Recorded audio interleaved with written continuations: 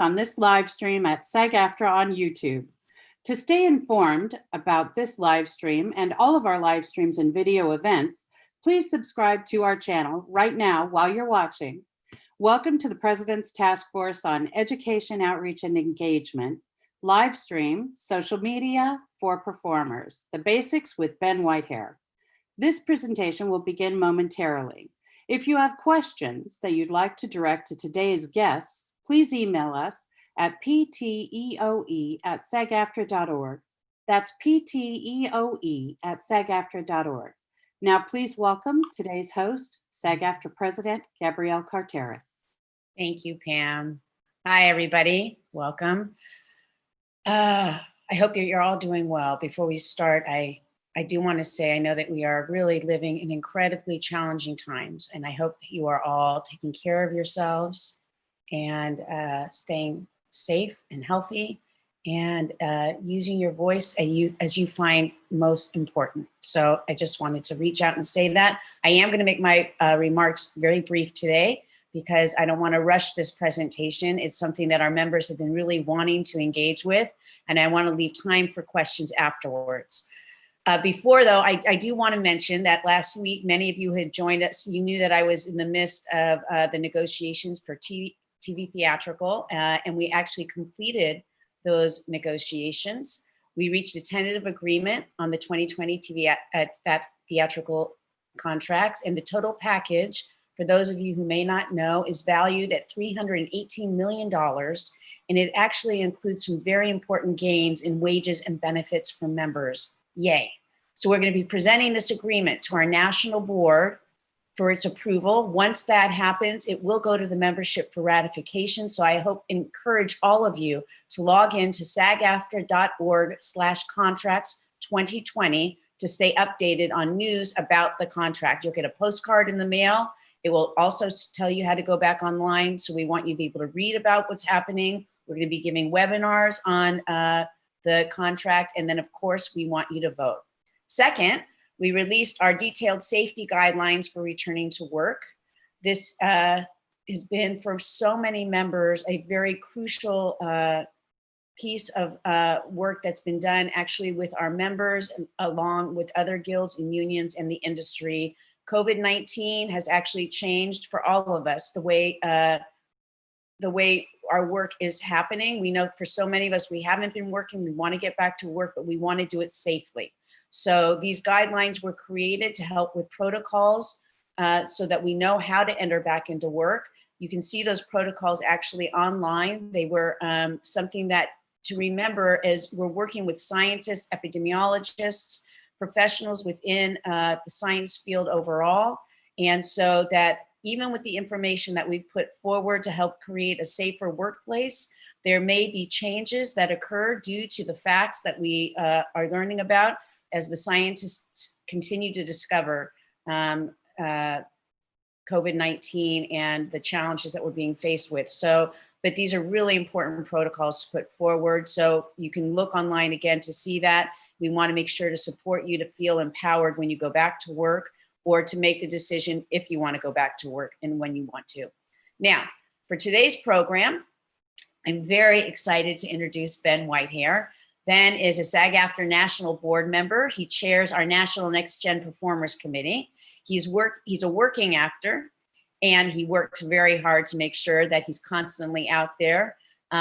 He's also a social media expert who specializes in helping actors build and activate their social media channels to advance their careers. And in his spare time, he's also a certified business or mindset coach. So before I turn it over to Ben, I want to say hi, Ben. Hi. Hi, thank you so much for being here. Before I turn it over to you, though, I want to take a moment to welcome our Executive Vice President, Rebecca Damon. Hi, Rebecca. And our Secretary Treasurer, Cameron Manheim. Thank you both for joining us today. You are always working so hard, and yet you're still here reaching out. So it's wonderful. I'm going to let you in on a secret about Rebecca. She's not only a terrific partner in leadership, which is true, she's also a natural when it comes to social media. So she'll be engaging. And Cameron, who's always making sure that we are up on our social media and how we function and move forward. she will have some great questions, I'm sure, at the end as well. All right. So I know we have tons of questions for you, Ben. We're going to try to get through as many as we can.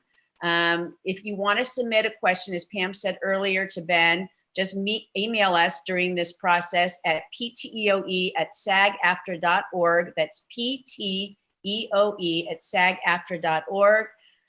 We look forward to hearing from you. Ben, take it away. Thank you so much for having me, everyone. It is such a treat. I am such a proud SAG-AFTRA member, and I have gotten so much from the union, and it is really a treat to be able to continue to give back. And I'm so grateful to all of you and to SAG-AFTRA and the staff for having me, and for all of you members who are joining us to learn more about social media today. So, Kamala, if you want to pull up the presentation, I'm going to give you guys a little bit of an overview of what we're going to be talking about today. As they mentioned, there'll be a chance to answer questions, but really we're looking at the fundamentals of social media. What are really how to think about social media? How can you actually use it to move your career forward and actually have it be effective and part of your career as an artist? I will say at the top, what matters most is your artistry, is your acting, your dancing, your hosting, whatever that is for you. Ultimately, what matters the most is you as an artist. And my hope is that this will give you some additional tools so that you can continue to further your artistic career, because at the end of the day, that's what I care about. In the world today, we need artists now more than ever. So I'm delighted to be able to help with that. Kamala, if you'll go to the next slide, I'll give you guys just a very brief overview of why you might listen to anything I have to say about social media. As they mentioned, I work my day job, if you will, is the Chief Information Officer of TSMA Consulting. We're a social media company. We specialize in social media for the entertainment industry. And so I'm in social media every day, figuring out what's the best way to help people move their careers forward. How can we actually leverage this as a tool to create art, to get our art out there, and really to do that in an effective way. I'm a business and mindset coach, so I'm also thinking about this from the lens. I've been doing this for many years, and even in my own life, have gotten agents, I've gotten managers, I've created relationships with casting directors all through social media. And today I'm going to share about how I've gone about doing that.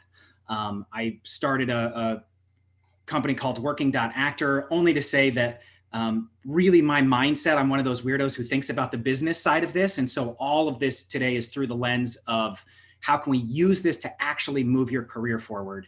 I was also a homeschooled cowboy. So if you have questions about dairy cow or sheep showing, you can submit those as well. Kamala, we can go to the next slide. So what you guys are going to see are just a few of clippings from various news sources about social media in the entertainment industry. You guys wouldn't be here today if you didn't know that it was something that people are talking about. You've probably heard people saying you need to be on social media, how important social media is, that it's being used in casting, and that money is increasingly going to digital in terms of where advertisers are spending their money. So really, this is just the backdrop of an ecosystem that now has billions of people in it. And so we're going to talk about how can we actually take advantage of that for our careers. Conley, we can go to the next slide. So social media, there are so many different platforms, and here you'll see just a little bit of an overview of how many users are on each of the platforms. And I'm going to then talk about perhaps where you might focus your time. So as you can see, there are billions of people on these various platforms having well, with the exception of Vine, rest in peace, but that there is a huge, huge, huge audience on these different platforms. One of the things that's most exciting to me about that is it tells me that no matter what it is that you do, no matter what your art is, no matter what your capacity is as an artist and what kind of things you're putting out there, there is an audience for you on social media. Absolutely. So if we go to the next slide, I'm going to go into a little bit more of the nitty gritty of what platforms should you actually focus on.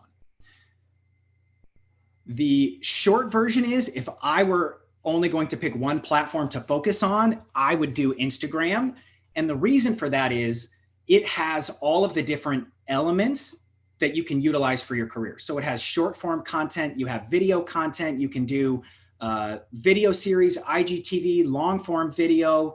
You have the ability to build an audience and monetize that. You can build community and use it to strengthen relationships and your network. Crowdfunding, if you're creating projects, there really is the most capability on Instagram. There are the captions for your writing. So the spoiler alert version is, I personally, if you were only going to pick one, I would say that Instagram is probably the place to focus. That being said, it depends on what you're doing. YouTube can be great. It's really wonderful for long form content. If you've got a vlog, if you're releasing a project or a web series, you can be putting it on YouTube, perhaps as well as IGTV. It does really well if you're a singer. There's lots of singers on YouTube and sharing their content that way. So there are definitely a lot of capabilities there. The challenge is that it is such a saturated platform with so many videos every day. It's particularly challenging to really build up a strong audience. But again, it depends on what your specific goals are. Facebook, as you saw in the previous slide, has the most people on it. What I personally have found is that what it's really great at is strengthening your existing community. It's really a platform designed for community and networking and connection, whereas Instagram is more built towards being able to do those things, but also to build an audience. For anybody who doesn't know, Facebook bought Instagram, the steal of the century, some might say. So those do work very much together, but where I focus my Facebook time is really around the connections in my existing network, that I'm sharing the projects to the network of producers and artists and casting directors who I've curated on Facebook. And you can also use it certainly to direct traffic to other platforms. So if you have a video series that you're putting out there, that you can tell your network, hey, I've got this comedy series that's out there, or I'm doing these dramatic readings, here's the place where you can do that. Twitter, my business partner jokes that it's a great place for news, comedy, and for celebrities to apologize. I think that Twitter can be really effective, particularly at getting information. There is a lot happening on Twitter in the news world. So if you are a broadcaster or you're in the news business, it's particularly well suited for that. And there's also a lot of comedy and comedians, writers. If you're really working on honing in your writing skills, Twitter can be a really good way to do that. It is also built where you can, again, direct traffic other places. If you have an audience on Twitter, being able to direct them to a video series that you're doing, or a project, or a crowdfunding campaign, it's particularly well suited for that. One thing I will say, we're going to be talking a bit about how to build relationships on social media. And I think there's a couple different ways to look at which platforms to be on. One is, what's the art that I'm doing and what I want to share and get out in the world, and what's the best place to do that and build an audience for that. And then there's the second piece. So there's audience on one hand, and then there's also relationships. So I think social media can be an amazing tool to build relationships. And in that lens, I want to look at who is it that I want to build relationships with, and what social media platforms are they on? If the people I'm really working to build relationships with to further my career are on LinkedIn, or happen to be over on TikTok, then it might be worth focusing some of your time there. Kamala, if you can go, we'll come back to that in just a second. I had one other thing that I want to say. I know there's a lot of questions about where to focus on Facebook, whether you should do a personal page or a fan page. I know that question comes up a lot. And I would just say, my personal experience is that it is particularly challenging to build a large audience on a Facebook page. So I think you should have it. I think you should reserve your handle. I don't focus that much of my energy in building it up. If you already have a large audience on your Facebook page, I think it can make a lot of sense, but that's not necessarily where I would put my time. I would focus on your personal Facebook and strengthening your community there. I'm now going to share the 4 different ways that I think about social media. So I don't know about you, but when people first came to me and said, you really got to be on social media, you got to be on Twitter, my response was, I don't know, I don't want to, I don't care what people had for lunch. It seems maybe vapid, or I don't want to just go out there and be promoting myself all the time. And I really was averse to being on social media. Once I started using these platforms and I started to realize what was possible, it showed me that I can actually move my career forward, that I can build an audience, that I can have these relationships, that I can book work, that I can do all of these things. But it requires a different way of thinking about it than I think a lot of people talk about. So I'm sure many of you have heard that social media is a great way to promote yourself, and it's like a megaphone to put all your stuff out there. And what I would say, and Kamala, you can go to the next slide, the first rule of social media is to turn the megaphone around and listen. Instead of thinking about social media as a way to be promoting yourself all the time or just putting things out there, look at actually listening to what other people are putting on social media. What are casting directors posting? What's the showrunner of the TV show that you really want to be on posting about? What do they care about? What is the industry as a whole talking about? What is SAG-AFTRA posting about? What are the things that are going on? And what I have found is that as soon as you turn the megaphone around and you listen, instead of thinking about just promoting yourself or putting your own content out there, it does a couple things. It makes your time on social media more effective. And at least for me, it's taken the pressure off of, gosh, I don't want to be that person who's just out there promoting myself all the time, but I hear I have to do it. And so if you do nothing else, even if you're not ready to start really building up a large audience and a following on social media, I think it can be an incredibly effective tool to go follow the people in the industry who you respect, the actors, the casting directors, the producers, who are the people who you want to work with, who you respect in the industry. Go follow their accounts, go see what they're posting about, and really start by listening to what the audience and the people you care about are posting on social media. So that's rule number one. We can go to the next slide. Rule number two, it is called social media for a reason. It is social. What is possible is that you can actually engage with people. You can comment, you can interact, you can reply, you can message. There are so many different options of things that you can do to actually engage with people on social media in a way that is incredibly powerful. When I started engaging with casting directors, for example, when I was first on social media, when I was doing that in a genuine way, I found that I was able to develop not just professional relationships, but friendships. I am friends with casting directors to this day because I simply started engaging with them on social media. My first commercial agent came from a relationship that I started on Twitter. I started by listening. I was following a particular agent who I thought was sharing some really interesting information on Twitter. I was following that agent. I started engaging just as a normal person, not, hey, here's my headshot. Oh my God, will you represent me? But just as a normal person, responding to what they were writing, asking about the things that they cared about, and just engaging.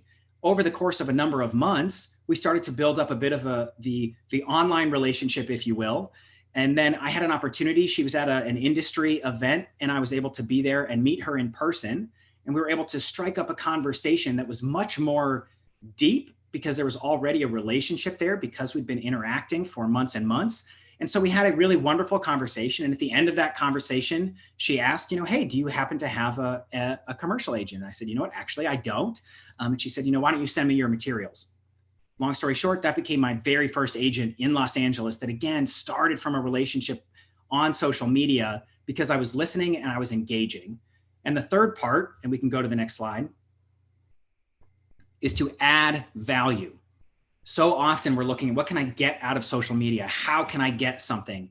And as soon as I shifted my mindset from that to how can I add value to people, the world opened up for me on social media.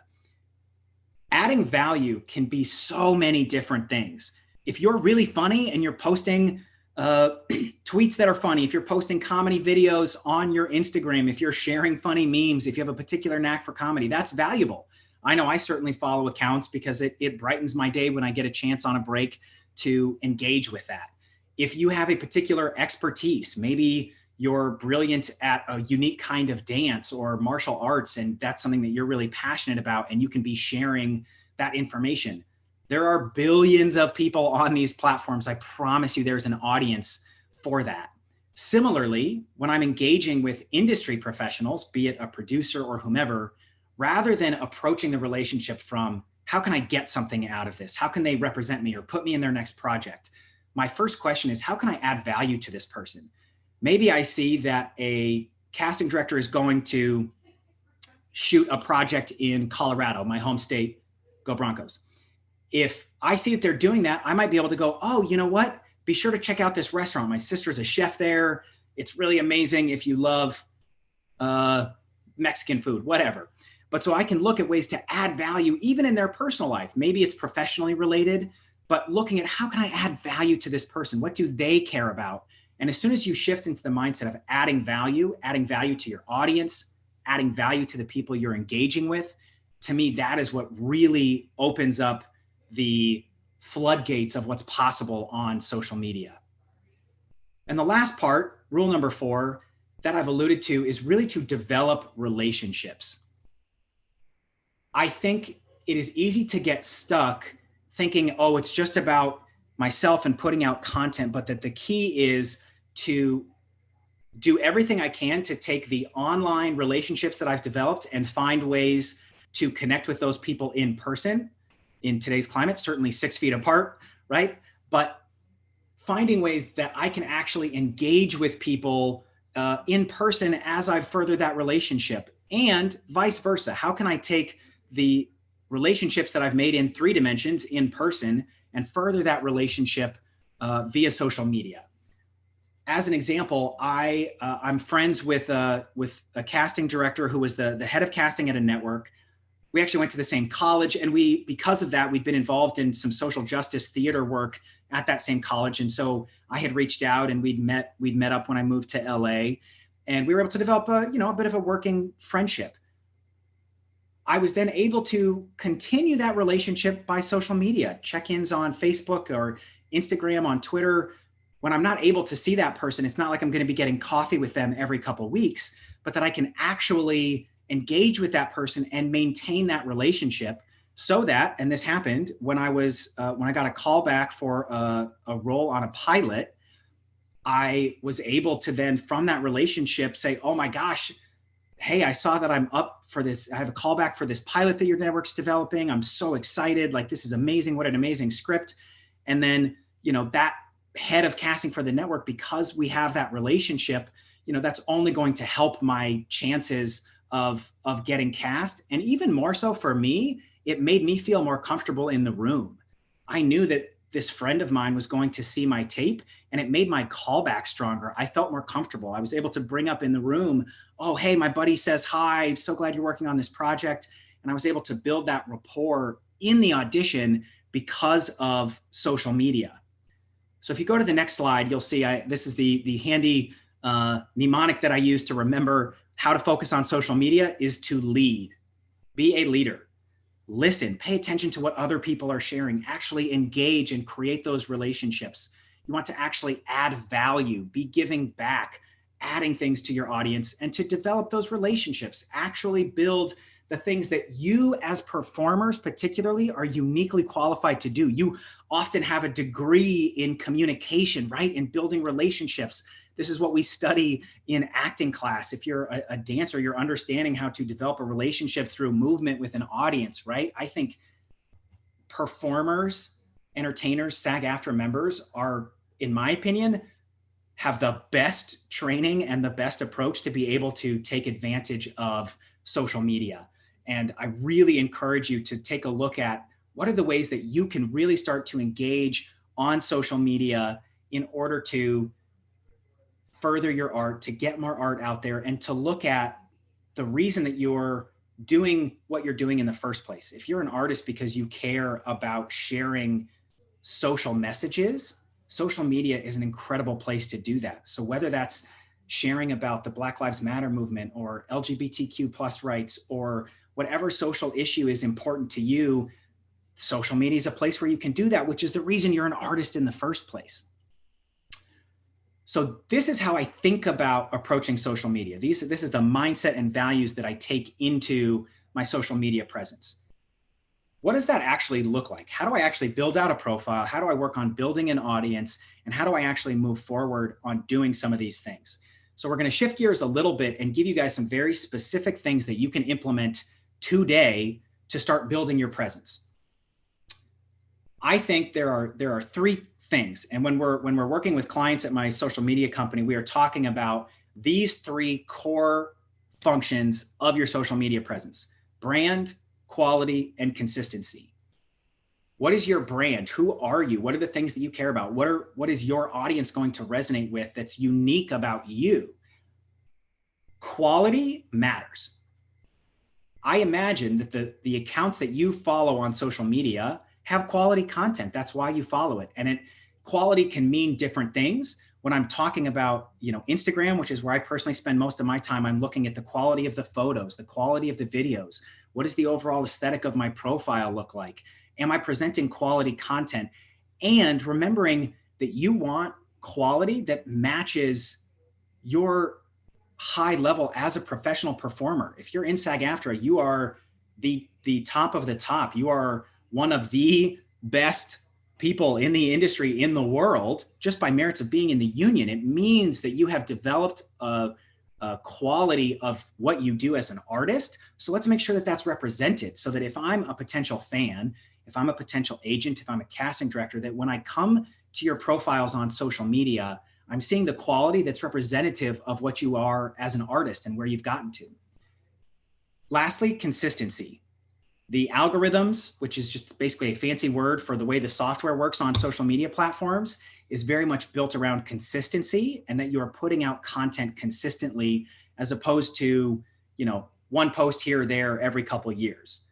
I will say that even if you're not ready to really start putting out quality, consistent content yet, you can still start with the things we talked about earlier. Listen, engage, build out your profile, but you don't have to be posting content all the time just yet. And there is a learning curve. So I'm very much aware that it takes time to build up to that, but that's the goal, is that we get to where we're posting quality content that's within our brand consistently over time.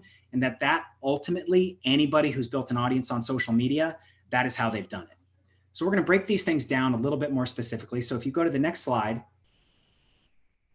when I talk about brand, you often hear about your brand as an actor, right? Which is a little bit different than how we talk about brand on social media.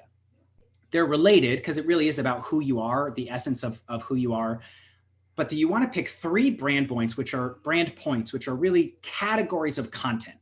People always ask, what do I post? I don't want to just post my headshot every single post, and you shouldn't. But so what do you actually post? And so the way that we found to be really helpful is to pick 3 brand points that are categories of content that you know that you're going to be sharing. And I'll give some examples here in a minute of what those are. But you want to be looking at, are these things, these areas of content, do they resonate with you? Are they things you actually care about? You might care a lot about travel, but if you're not doing it and you're not able to get content for it, then that might be hard to do. But so you want to look at what's authentic to me. Social media, if you're not getting this yet, is really about being authentic. It's not about being fake or putting a veneer over your craft, right? In the same way that acting is about being authentic and bringing your best self to a performance, same on social media. So you already have training to do this.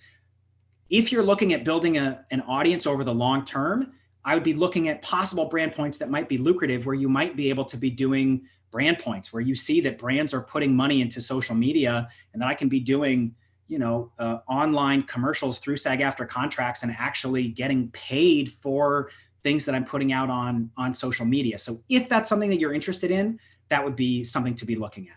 If you go to the next slide, these are some examples of brand points. So fashion, entertainment, right? That will likely be a brand point for everybody.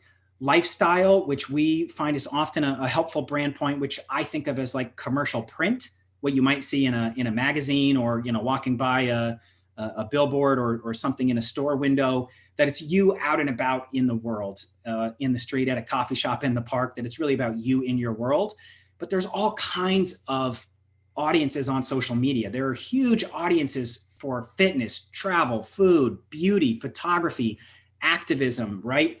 Animals is a multi-billion-dollar industry, inspiration, right? And these are just a few, but these are different categories of content. And what we recommend is to pick 3 so that you have a diversity of your content, but also that you're not diluting your content by posting so many things that you're going to turn off an audience. If I'm posting about every single one of these things all the time, people will be confused. What is this profile? What are they posting about? And a confused mind says no, and people are unlikely to follow and engage with your content. So we want it to be diverse enough, but also give you some specifics to say, okay, if I've got these 3 brand points for myself, let's just pick that first box as an example. If my brand points are fashion, entertainment, and lifestyle, and it's time for me to create the content that I'm going to be putting out in the next week, I can look and say, hey, have I posted anything related to my entertainment career in the last month? You know what, it's been a while. Let me find a way to share about some of the things I'm working on as an artist. Or, you know what, fashion is something really important to me, and I haven't really focused on any of, my fashion in the time of quarantine, right? And maybe that's how I figure out what to post next from there. So pick 3 brand points. And then from there, and you go to the next slide, we're going to look at quality. These are all pictures that our team has taken. And what I really want to highlight is quality matters. This is photography, but whether it's video, whether it's dance videos you're sharing, whether it's the quality of your captions and the writing that you're doing, if you're a writer, what are the graphics that you're posting on your page? When people come to your profile, again, do they see the quality on your profile that is representative of you, the quality of a performer, of a broadcaster that you are? They want to be able to see that that's represented, to immediately see your profile and go, oh my gosh, yes, this person is a high level performer. I can trust that they're going to show up on time. I can trust that they're going to know their lines. I can trust that they're going to be well behaved on set, and that they're going to bring an artistic lens and a vision to my production. So you want to make sure that the quality of your content is high. We like to say that, I'll shoot for a 7 or better. If a 10 out of 10 quality is Game of Thrones or National Geographic, is the quality of the content that I'm posting a 7 or better on that scale? And this takes practice. I get it. The quality of my content has continued to go up as I move forward, and it takes time. It's a practice. It's not going to be a 10 out of 10 out of the gate, and that's okay. I really do think everybody starts at 0 followers. Everybody starts with no audience, and it builds up over time. So there's no shame in figuring out what your voice is and getting started, but keeping in mind that quality on social media does matter. It's what gets prioritized in the algorithm. It's what, Facebook, Instagram, Twitter is going to show people in their feeds is higher quality content. And it's going to increase the engagement so that people are seeing the projects that you're working on, that they're seeing your social messages, if the quality of the content that you're posting is at a high level. If you go to the next slide, quality also comes into play in your profile. If you're looking at the basics here, oh my gosh, there's so much here. Where do I start? The place to start is your profile itself and just the basics of your profile. Do you have a profile image that is high resolution, that looks like you? You can use a headshot. I ideally recommend something that's maybe a little bit more casual, so it doesn't feel like, hey, here's my headshot and I'm marketing to you, right? I want to get a sense of who you are. But is that a quality image? Can people see your face so that they know what you look like? Because they're often getting just that tiny little thumbnail on social media. And my goal is that I want name and face recognition. I want everybody in the industry to know, oh yeah, if I see that image, oh yeah, that's Ben Whitehair. He was really helpful when I did that project in Colorado. I want them to be reminded of that, right? It's the reason why companies spend so much money on commercials. It's, these companies, it's not like anybody has forgotten that Coca-Cola exists, but they're advertising so that you get that name face recognition. The name part of that is your handle, how people are looking you up on social media, the @ right? So generally, if it's available, I recommend that it's your first name and last name, right? For me, I'm lucky I have a weird last name. But so I'm at Ben Whitehair on all social media so that it is easy for people to find me if somebody wants to look me up and engage or hire me, or, they're in a casting or whatever. But so you want that handle to be your name ideally. I'm aware that often your name might be taken. I would look at finding ways to still have your first name and last name in the handle in some way, right? And that it's something that you can easily share on a red carpet, right? People asking, hey, what's your Instagram? If it's Ben_W_R, whatever, it's going to be really hard for people to remember that or look that up. So you want it to be easy to say. So things like, I am Ben Whitehair, life of Ben Whitehair, it's Ben Whitehair, the Ben Whitehair. I don't generally recommend putting official in there. It's like, the Rock doesn't need to say that he's officially The Rock.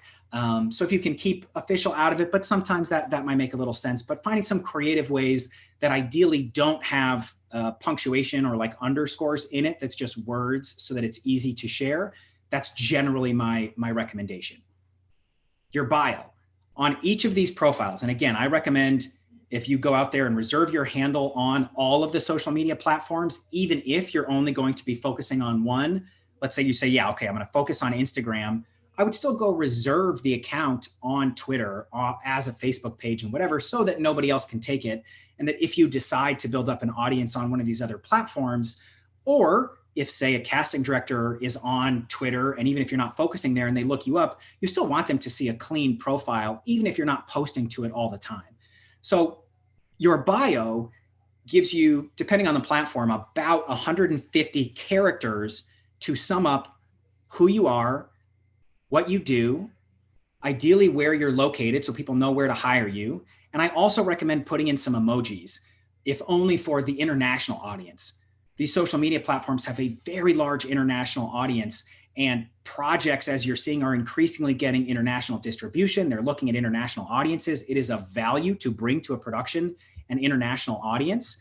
So emojis can help with a bit of that language barrier, but you really want to tell people who you are. If you're an actor, I recommend, unless you're so famous that everybody knows that you're an actor already, that you have actor in your bio, so that if I'm interacting with a producer and I'm adding value to them and they go, interesting, who's this Ben person? And they go to my profile, they can see, oh yeah, he's an actor. It also allows me to focus on adding value and not needing to tell everybody that I'm an actor. If someone walked up to you in the grocery store and said, oh my gosh, hey, I'm an actor, here's my headshot, can you please hire me? You would be freaked out. It is no different on social media. If you are out there, oh my gosh, hey, I'm an actor, watch my demo reel, can you please hire me? It feels to a casting director or a producer the same as if you were doing that in a grocery store, right? That's where we go back to adding value as opposed to asking for something. But putting in your bio what you do, that you're an actor, right? You generally have one link that you can do on Instagram. It's the only clickable link on the whole platform, is that link in your bio, making sure that that's important. If you are promoting a web series that you're in, probably want to have that as the link. I generally recommend having your like an IMDb URL, maybe your website, but something that people can go to and get more information about you as a performer, if that's what you're focused on. But so be really intentional about what that link in your bio is, and making sure then that your feed overall, as the last element of this, looks as professional as possible. That's the content that you're posting. What are people seeing on your Instagram? If I go look you up, what is the overall content that I'm seeing there? And does it reflect the caliber of artist that you are? The commercial agent that I have now, I had a friend who was represented by them. She knew I was looking for representation. She trusted me as a performer and thought I was of a quality enough for her agency. She was at coffee with that agent and said, hey, my friend Ben, he's really great. He's looking for a commercial agent. I think you should check him out. That agent's first question was, cool, what's his Instagram?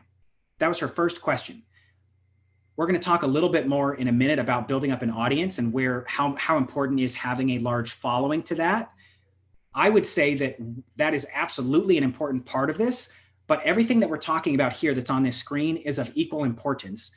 I'm a recovering web designer. I used to do web design, and my experience is that your Instagram profile, in a way, is the new website.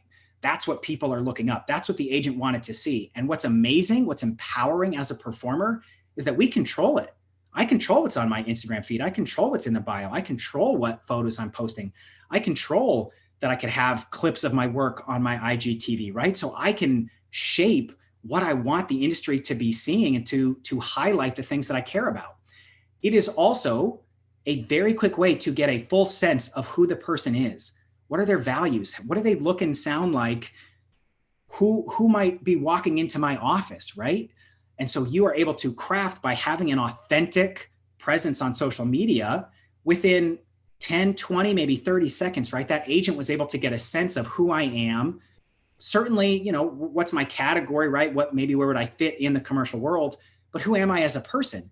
And by having a profile that was optimized, that looked professional, clearly I take my career seriously, in a almost split second, they're able to get that impression of who you are as a performer, as an artist, and see, oh yeah, this is a high quality performer. I am now interested in meeting them or hiring them for my project.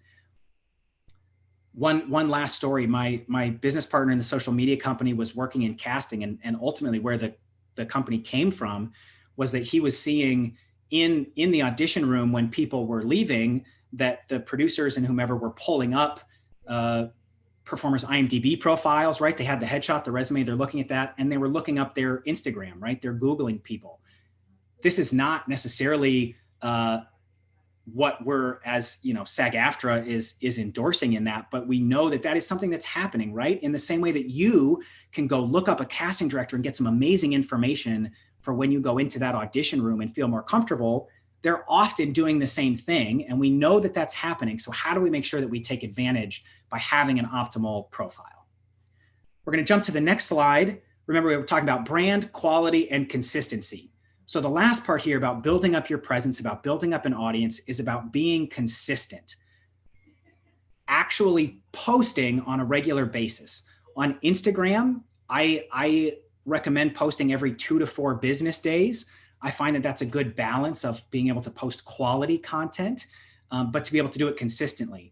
If you have so much quality content that you can post every single day for the year, awesome. More posting can be beneficial, though you want to be mindful because there is a point of too much, right? If somebody's posting 5 times on Instagram, you're likely diluting the posts that you're putting out there, and the people are not probably going to be engaging with that because they'll get sick of the content. But that you do want to be posting at least every couple days on your Instagram. You can post more frequently to Twitter. Twitter is really built for those real-time conversations. And so you can post many, many, many more times on Twitter if you're actively engaging there. I also think you can post more on Instagram to your stories.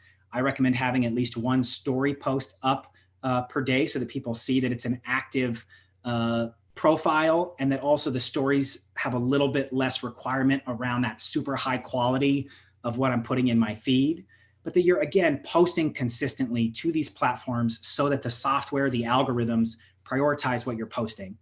And like we talked about, that you're engaging, that you're interacting with people, that if someone's posting a really amazing comment about, you know, something you posted, that you're at least liking their comment, but maybe you're responding, right? The people who are really becoming super fans, that you're engaging with them. I personally do my best to respond to everybody who sends me a direct message. I'm grateful that anybody would be interested in what I have to say or what I want to share as a person or an artist. So I'm interacting as much as I can and building that community, right? That I'm following other accounts, that I'm commenting on their posts, that I'm actively engaging on these platforms, and that all of these platforms, these social media platforms, prioritize people who are using it, right? They want to promote. Instagram wants people who are using Instagram frequently. They want to prioritize those users because it helps them within their platform. So you want to be consistent about what you're posting and doing so on a regular basis, and being aware of like, what are your personal limitations? If social media is going to become an increasing focus for you, then you might be posting more consistently than someone who says, you know what, I'm kind of just getting started. Let me start by saying, you know what, I'm going to work on posting something to Instagram once a week. And I'm going to have that as a goal for myself to really start building up my understanding of social media and how to use it, right? Or maybe, again, I think people ask, how much time should I be spending? If you decide that you want to spend 10 hours a day on social media, it can be beneficial to do that for your career if that's where you're putting your time. But on the flip side, you could spend 5 or 10 minutes a day looking at the people who you want to have relationships with in the industry, maybe commenting on their post, finding ways to add value, going through their feed, seeing what the people in the industry are posting about, right? Seeing what SAG-AFTRA is up to, that in even only 5 to 10 minutes a day, you can still get tremendous value out of social media. The more time and effort you put into it, the more that's possible. If you're really able to start building quality content and start to build that audience, there are, of course, additional benefits that can come from that. If you go to the next slide, these are really the 5 ways to grow your following. Everything we've talked about is the mindset that is important in growing your following, right? That I'm listening, engaging, I'm adding value, and that I have on my profile, that I've optimized the profile itself, that I'm posting quality content within my brand consistently. That is the foundation. If you're not doing that, if there's nothing on your profile, why would anybody come follow you, right? So having that content, having an optimized profile on these social media platforms, that is the first foundational level to make sure that you can work on building up an audience. Hashtags tend to be about 10 to 15% of a post's engagement or reach on Instagram, for example. So hashtagging properly, there's a lot of nuance to that. If you guys want to reach out, I'm happy to share some additional tips on how to optimally post and utilize hashtags. But using on Instagram, you can use up to 30 hashtags, right? So on Instagram, you can use a lot more than on Twitter, for example. I don't recommend having 20 hashtags in a tweet, right? Generally the best, the data shows that, having only a couple hashtags in a tweet on Twitter is the optimal way on that platform. Facebook hashtags don't tend to do as much, but again, if you're going to do it on Facebook, maybe one or two. Same with LinkedIn, maybe a couple hashtags. But then particularly for Instagram, that you're going and finding relevant hashtags that have an audience built in, so that you're cross promoting, right? This happens on my profile. I follow the hashtag SAG-AFTRA because I want to know what my fellow artists are up to. And so in my Instagram feed, things will pop up that are people who I'm not following, but who use the hashtag SAG-AFTRA. And then I'm able to see, oh my gosh, this person just joined, right? And I'm able to send them a congratulations, welcome to SAG-AFTRA, or I see a project that they're posting, or, cool things that maybe the dance community is doing that I wasn't aware of, right? But so people will be following hashtags, or they'll click on a hashtag. They'll click and see oh man, I am really interested in, maybe it's a post around a social issue, right? Around Black Lives Matter, and people want to go engage with that. And if you have quality content, you then have the ability to show up in those hashtag searches that people are doing. This third part, influencers, is really about one of the quickest ways to build an audience is to be interacting and engaging and cross-promoting content with people who already have an audience. In the same way that if you book a TV show which has an audience, and now all of a sudden those people are coming to your pages, it can be the same if someone who already has a platform on Instagram, let's say they already have a following, and they are doing a video with you or doing a photo with you, or you have a friend who you're collaborating with, if they're tagging you, if they're posting you in their photos, their audience is then going to be exposed to you and then might go check out your profile. And again, because we followed what we talked about throughout today, they're going to see an amazing profile and then be that much more likely to follow you, right? So we do this in our company of helping people. How do you actually cross promote with influencers and do that? But so there are various scales that you can do this with, right? Everywhere from just posting photos with your friends and the projects that you're engaging with and tagging people, finding ways to add value, right? Instead of just asking my friend who has an audience to post about me, right? How might I actually add value, right? Is there a way that I could collaborate on a photo shoot with them or help them get the content that they need that's of the quality that matches their profile, right? Or maybe I'm working on doing a SAG-AFTRA, short project agreement and doing a short project with them that they could be in that we could both promote, right? So finding ways to add value, but that you're really tapping into other audiences. This last part, or the fourth part here, right? Engage, like we continue to talk about. If I'm engaging, if I'm commenting on people's profiles, if I'm engaging with people who maybe follow me or follow other accounts, that's going to let them see that my profile exists and have a desire then perhaps to come and follow, and I can build my audience that way. And the final one is paid advertisements. In general, and I hope my guests you'll be happy to hear this, I don't generally recommend this, particularly for artists.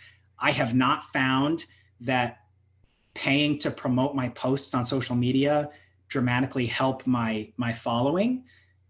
If there's a particular project that I'm really wanting to push out there, or maybe I'm doing a crowdfunding campaign or something, in instances like that, I might look at boosting some of those posts and basically paying to get to a larger audience. But I would really focus on the other ways that we've talked about today around optimizing your profile, optimizing the content that you're posting, and doing that as opposed to paying to get it in front of more people, if only because I haven't found that it's that effective. I would rather you take that money and invest it back into increasing the quality of what you're posting. You can go to the last slide here.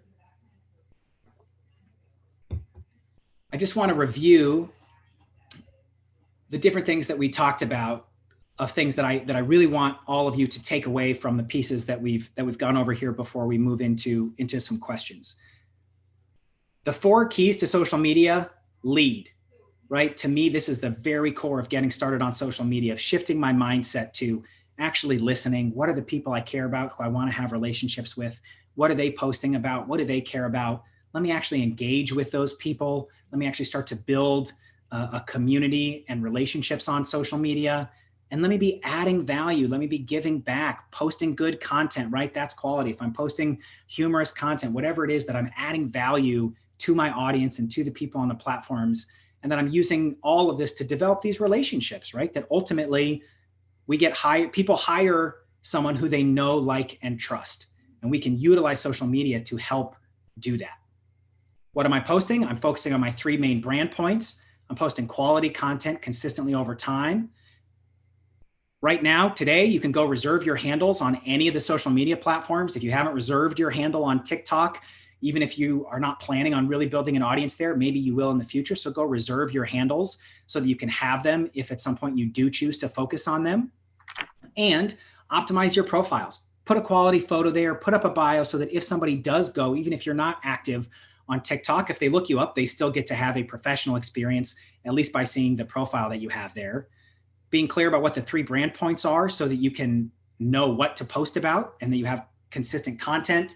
Again, we've talked about quality, the consistency, posting every 2 to 4 days on Instagram. You can be posting those stories every day or multiple times a day. Looking at about perhaps that same frequency on Facebook. It can be a lot higher on Twitter, for example. And then paying attention to the SAG-AFTRA contracts. If you're doing a commercial or promoting a brand that's a video, make sure that you're engaging with the SAG-AFTRA contracts. I can share from personal experience that staff has always been incredible at working with me, and whether that's helping a producer make a project union or whatever that is, because you deserve to get paid. If you're the level of performer that has you be in SAG-AFTRA, you deserve to get paid for your artistry. So if you're doing things that are promoting brands that you're making, I want you guys to get paid to be artists so that you can sustain your life and continue to get art out there, right? If you're doing a new media project, right, let's make sure that we're protecting everybody and going through the process with SAG-AFTRA on that front. So these are the takeaways that I have for you. If you go to the last slide there, if you guys have additional questions, so I know we're going to do some right now, but I make myself very available. If you guys have questions specifically, I know there's a lot of nuance here. If you want additional resources, if you want a hashtag guide, or you want to know, how to dive more into this or grow your following or otherwise, feel free to reach out to me. I'm at Ben Whitehair on all social media. I'm most active on Instagram. That's probably the best place to get in touch with me. But I'm really passionate about volunteering my time with SAG-AFTRA to help my fellow performers and artists, because I'm so moved at what our community is able to do for the larger community and for the world, and seeing people sharing their art and sharing their messages, particularly in times of pandemic and social unrest and all of these things. I'm just so grateful to be part of a community of artists, and I really appreciate SAG-AFTRA for allowing me to come in and share some of these thoughts. Thank you, Ben. That was really that was a great presentation. Thematically, if I were to go and just go over what you presented, the one thing that you consistently brought up was the word quality, and this was a quality presentation. So thank you. Really. And it's true. Everybody here is a quality performer, being a part of our union. And this is really a great resource. So that being said, I am going to go and launch off to some questions that we're going to have. One of the questions, I've had it come up in many different formats, but there was one young man who just wrote in.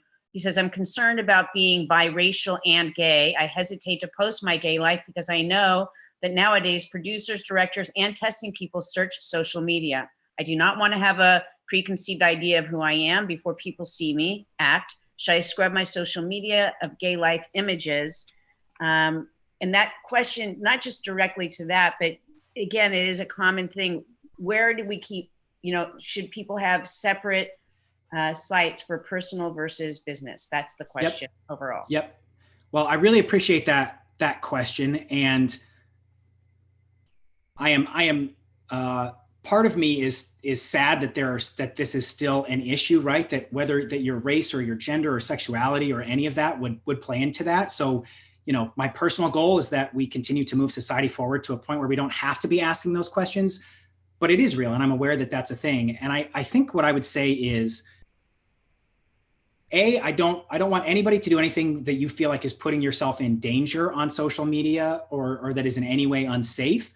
And I think each person gets to choose what is the level at which you want to share those parts of your life or not. What level of privacy do you want to have around these things? And I think that's a personal choice. I think there are ways to leverage social media no matter what you choose, whether you choose to be highly visible about your sexual identity or your racial identity or whatever that is for any individual. That's up to you. So you get to choose what is authentic for you.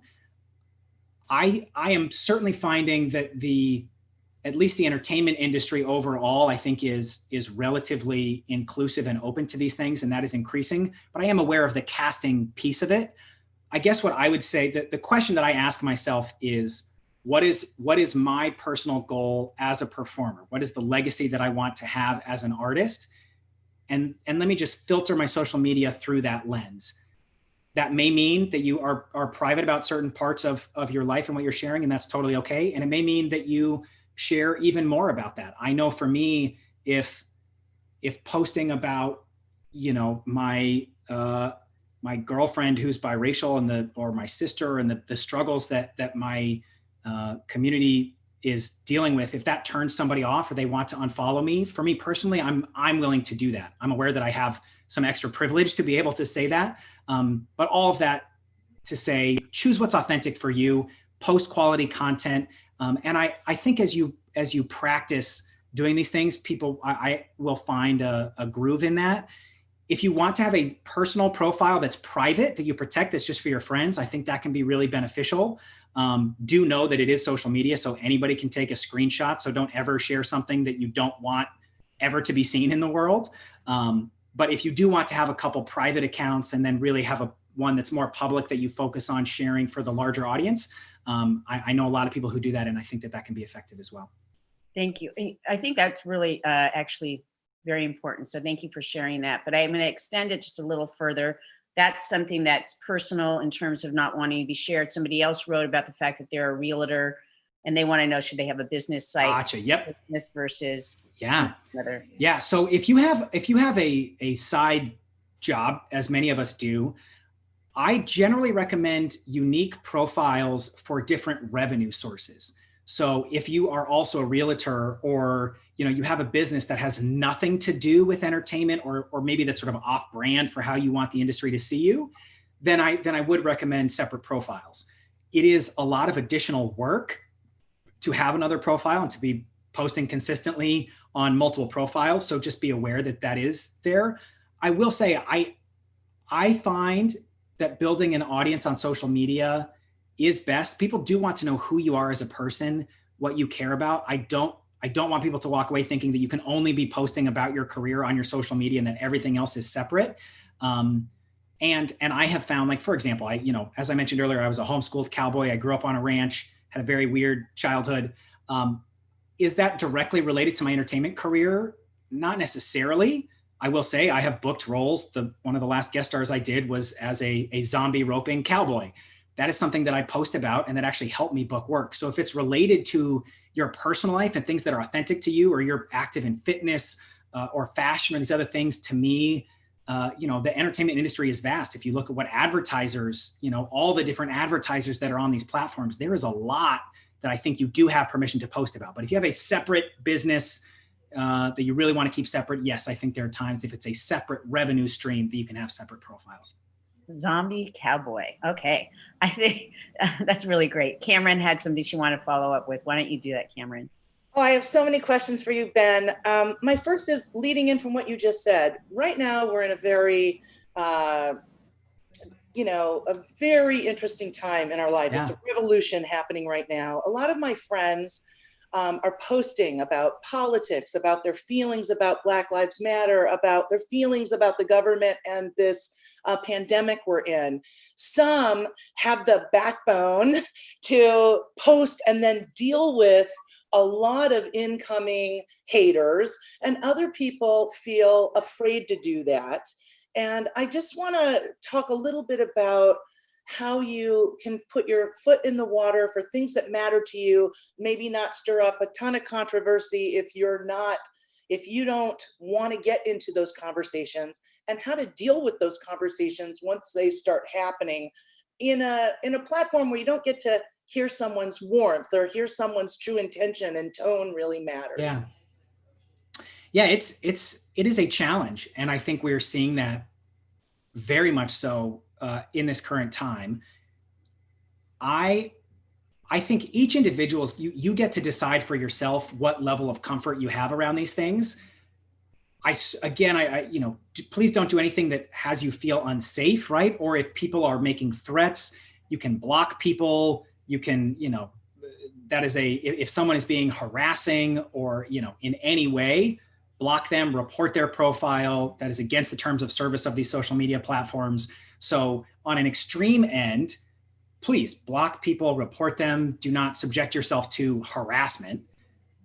To your question though, that it's not always that extreme, right? It's just that people have different views, or they might be aggressive, or, whatever that is. I come for myself, I look at what are the values that I have and what do I care about? For me, I practice listening and understanding as much as I can. I go back to my training as an artist, right? That I have played roles of characters who I had vastly different worldviews than I did. And I have worked to understand as an artist, what might that person's worldview be? So seeking to understand as much as possible. And for me, I just pick values that I have before I post something on social media, right? Am I adding value? Is the reason I'm posting this from good intentions? So for myself, whether it's responding to a comment, whether it's something that I post, I'm asking myself, why am I posting this? And if for me, if it's, I'm posting this because I care about this social issue and it matters to me and I want people to know about it, then for me, that's enough for me to post it. But I do think each person gets to decide at what level do you want to use your platform, at what level do you want to engage your audience. You do have the freedom to turn off comments on certain posts. You can delete comments, you can report people. So those are all options. There's, I think, a lot of different nuance along a gradient of how much you want to engage with people. I personally have gotten to a point where, generally speaking, I can engage with haters and have gotten, by asking questions, have gotten people to perhaps shift their perspective, but it's a challenge. And I want people to be mindful of their mental health as they're doing this. I don't want people to feel, harassed or in danger in any way. Also, Ben, people don't need to, I wanted to just, you don't have to comment on a comment, right? Correct. You can just leave it. You can just let it go. You could delete it. You could block that person, it not show up. You can just let it go. Allowing people to communicate and not having to engage, not trying to block them necessarily, but just that you've said what you believe is important. Now you're allowing it for a conversation just to blossom wherever that might be. Absolutely. I have another question for you, Ben, about captions. I have a young assistant. I also have a young son who has 1 million+ followers, and it's all about captions. It's all about keeping them concise and about keeping them clever. I can't tell you how many times, a young person will tell me, that caption just goes on and on. I don't even want to read it. So I feel like there's an art to captions and captioning your photographs and being very concise, because we're in that age now of people want to read quickly and get the gist of things very quickly. So going on and on and on generally is something someone's not going to pay attention to. Is that right? It depends, actually. As a general rule of thumb, I do think brevity is the soul of wit. And, having concise captions as a starting point. However, the data does show that longer captions on Instagram have people engage with the content longer because they're reading it, and it can then further optimize your content. I think partly it depends on who your audience is. If you have a younger audience, almost exclusively, like our clients who are, teenagers in the younger demographic tend to have much shorter captions, just generally speaking. Partly for me, as I look at like, what do I care about? And one of the reasons I'm on social media is because I want to share longer thoughts about things. So for me, like if anybody that looks at most of my captions are pretty long, because that's what I care about. That being said, I am always very, very intentional about what that like first 1 or 2 sentences is, because I know that many people won't read the longer caption, but some will. So I still make sure that that first part of the caption, if people only read my first sentence, is it engaging? Is it witty? Am I asking a question? Am I having people actually engage with it? And I would say, if you're wanting to get better at it, I would say to go follow the account so you think does this well, and accounts that are similar to you. What are people who are similar doing in this space, and go look at what they're doing. Study how that's working. Study, look at how many, likes are they getting? How many comments are they getting on different content that they're posting, so you can see what's being most effective. Thank you for that. And I don't want to miss out. Rebecca, I know, has a few questions out there too. So please, Rebecca. Sure do. We have a lot of people asking, hey, Ben, about being verified. Mm. And wanting to know how to do that. Is there a best way? Different platforms, does it matter? Talk about being verified.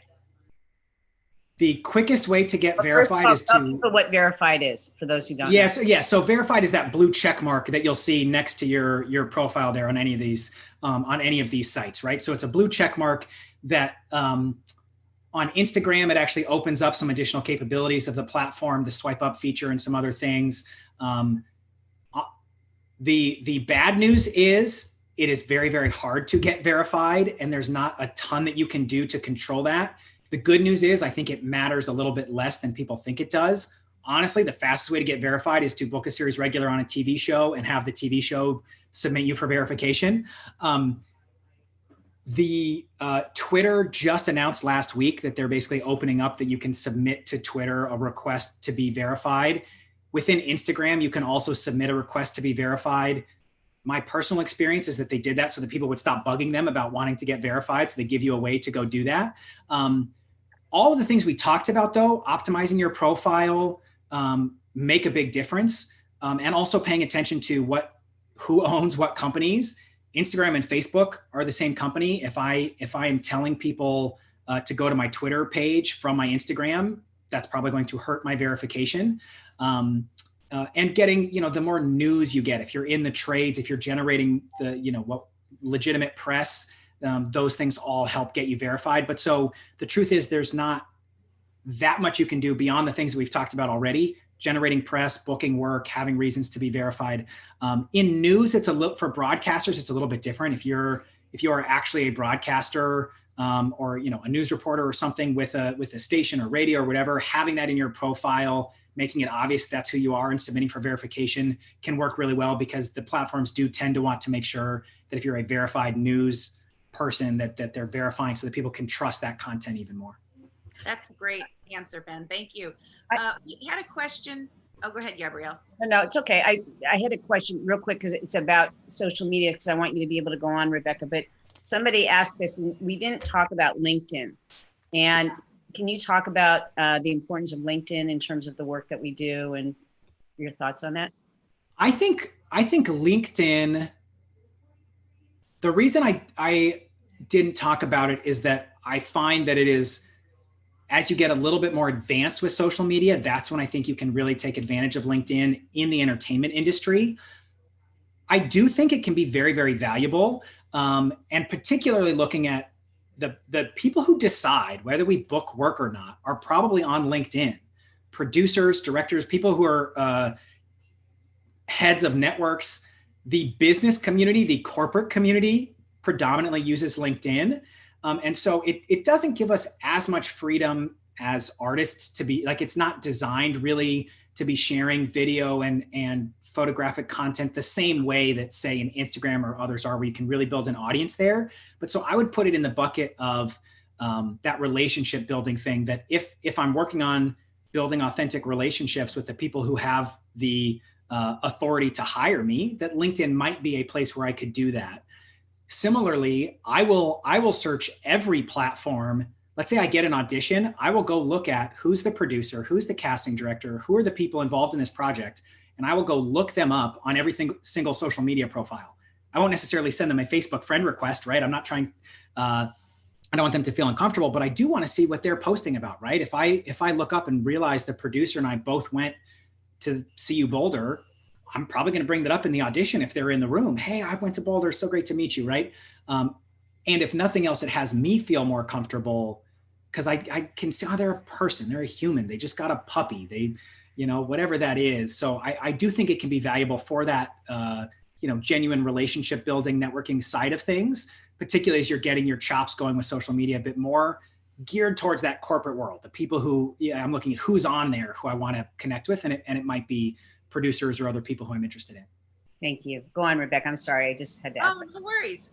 Sharon asked about a comment for mature actors, in quotes, on social media. So she says her adult kids make fun of her in real life, and she doesn't want to have them making fun of her or looking silly on social media. So what advice do you have for Sharon? Well, Sharon, your kids are already making fun of you, so I say you might as well go for it. I am sad to report, I don't think that they will stop making fun of you, perhaps until later when you get that agent or book that show that came from a social media relationship, and then you'll have the last laugh. I do appreciate the question, that it can be challenging, and I think Cameron has done a really nice job as an example of leveraging her children that she's poured so much her love into to help with social media, right? Help me understand this. Show me how to use this. It can be really helpful because it can get, today's presentation was on some of the basics. When we get more advanced, what's the aspect ratio of what you're posting? What's the thumbnail photo? How do you post the video? Where do you put the hashtags? How do I post this in a way that people see it? Do I respond here? Is it the @ sign? Is it the hashtag, right? There's a lot of complicated pieces, and there's a very good chance that your kids know all of that. So I would say leverage it, have them help you understand some of those pieces, knowing that no matter what you do, even if you have 1 million followers, they're probably still going to make fun of you anyway. How did you know that? That's so true. My kids are always making fun. So when you talked about hashtags earlier, you were talking about, you can have like 30 hashtags, whatever, but hashtag strategy. Yep. What is a must that you should have on a hashtag, something that you don't want to miss? And do you want really 30 hashtags? Yep. When you say you're able to do that. And yep. Great question. So this answer is mostly geared towards Instagram. Like I said, on Twitter, Facebook, others, I'm really only picking 1 or 2 hashtags that are particularly relevant to what I'm posting. I know that SAG-AFTRA uses the hashtag SAG-AFTRA member, right? So if I'm posting something about members on Twitter, I might use that one hashtag, right? On Instagram, first of all, there's where you post the hashtags. And if you guys reach out to me, I can send you a PDF guide on sort of how to do it, because it's kind of complicated. But you do 5 little dots, like 5 periods, and then the hashtags, and you post that as the first comment.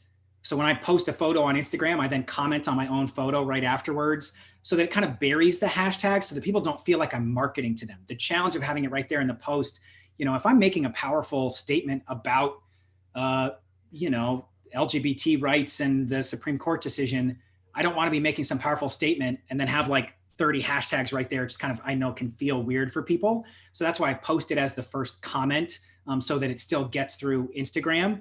In terms of how many, my personal target is somewhere between, say, like 15 to 25. I don't think there's anything wrong with doing up to 30.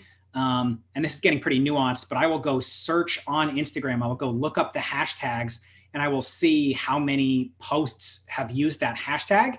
And I will search for hashtags that have between, say, 50,000 and 2 million posts. If a particular hashtag, if only 100 people ever used it, no one's likely to see it. It's just not going to get too much of an audience. The hashtag sunset, I think, has hashtag love is the most popular hashtag on Instagram. That might make people feel good, but I think it has like 150 million posts, right? So you're just more likely to get buried in that hashtag. You have up to 30, so it doesn't mean you can't use it, but I'm trying to focus on hashtags that get me in front of an audience, but that's still small enough that my quality content might still show up for people. Okay, thank you. That's great. Cameron, you said you had a couple of questions. Did you have anything else you wanted to?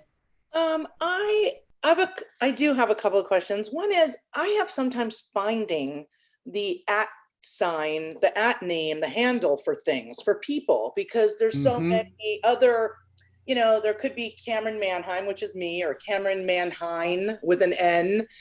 You may not know which one's mine. That's why being verified is really important because 100% it's me. But if someone's not verified, I have trouble. I want to hashtag, I want to tag someone who's in a photo and I can't find their name because you find it 10 times and it's not, you don't know which one. Which one it is. Yep. So for anybody who's like a higher profile performer, they are likely to be verified, right? I mean, that's sort of an easier way as opposed to a fan account or something that's not actually that person. So, for someone who has a larger audience already, that's something to look at. But it's one of the reasons why I focus so much on making sure that the profile photo looks like you, that the bio is really clear, like all those things that we talked about for your profile. Because I have the same thing. I'll want to tag somebody in my photo and I'm like, wait, which profile is theirs? And if there isn't a profile that is very clearly their photo and I look at the bio and I see the posts, it only takes me 5 seconds to go look at that profile and say like, oh, no, this is a fan account. And if people are starting accounts that are pretending to be you should report them. If someone's imitating you, I've had that happen where people start a page that is like Ben_Whitehair and steal my photos and post it. And I report that and they'll take the profile down. Interestingly, if that is happening a lot, it might help you get verified because Instagram or others see like, oh man, people are really trying to pretend to be this person. We need to verify them so people know who it actually is. But that's for making sure that photo is super clear. Because even if I look up the name and I can see, oh yeah, that's really clearly, oh, that's obviously Cameron. That's the starting point for that profile image. And then if I go to the page, am I seeing, oh yeah, there's a picture of them with their dog. I see the bio. It's very clear that that's them. And my last really serious question is, who owns the pictures on social media and what can they do with the pictures once you post them? That is a great question. My dad actually happens to be an intellectual property attorney. So this is not legal advice. I will give that disclaimer, but I've actually spent a lot of time looking at this. The person who took the photo owns the photo. And we've had this happen with celebrities where celebrities have posted a photo that a photographer took and they didn't have permission to use it. And they've been sued. And as far as the law is concerned, that person will probably, lose, the celebrity will, because the person who took the photo owns it. So any photos that you're taking on your phone or that you are taking, you certainly have the rights to. And if you have a photographer or someone else who's doing it, I do, recommend making sure that you're mindful of having a release that says that you have the rights to use it, post it, to do whatever you want with it. It gets into a bit of a gray area if someone then takes the photos that you've put on your profile and, shares it to their own or reposts it. Technically, the person who owns the photo has the rights to that. So my guess is if you talk to an intellectual property attorney, they would say, yeah, you actually, if you took the photo, you have the rights to either have them take it down or to be compensated if they use it. I actually know of a case where someone had taken a photo, but the background of the photo was street art that was a mural. And the person who painted the mural actually has rights to that image and it can't be used in advertising, even if I go take the photo of it. So, and that person would likely win any kind of lawsuit around it. I think to me, the key is like, as SAG-AFTRA members, we want people to respect our performances, right? I don't want somebody to take my headshot and throw it up on their website to advertise some product if I didn't give them the right to do that. I don't want somebody to take my video and use it for their own purposes without compensating me. I'm a professional artist. I've worked incredibly hard so that content is really good. So, I think it is helpful reminder, the same respect that we want for our work, let's just be mindful and give the same respect to other people, the fellow musicians who are in SAG-AFTRA, right? That we're not just streaming their songs without permission or otherwise. So let's just, as a community, let's be supportive of each other and make sure that people get paid for the content that they're posting. Thank you, Ben. That's actually really important. Intellectual property is what we fight for. We want to make sure that people are protected, that their images and their creative content is protected. So it's true. We ask the world to be able to support us in that. So we have to support each other as a great, great message. The last thing that I want to ask you is regarding personal websites. Do you recommend them? And is that a good place to show, personal videos and pictures in terms of your work? What are your thoughts on that? So, as I mentioned earlier, I'm a recovering web designer. It keeps pulling me back in, and I keep making new websites, much to my chagrin. I do think having a simple personal website is useful for the industry.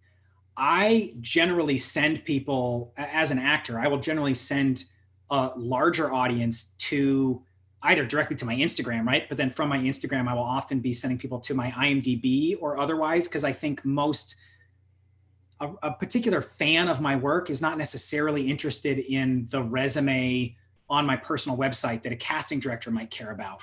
But I do think it's useful, because I do think, and I've seen it, I've been in casting offices, I've been in meetings where people are looking it up, and I've also booked work because people sent my website to someone as a referral, and I've done the same thing. I have friends who are casting directors who come to me all the time. Hey, you know what?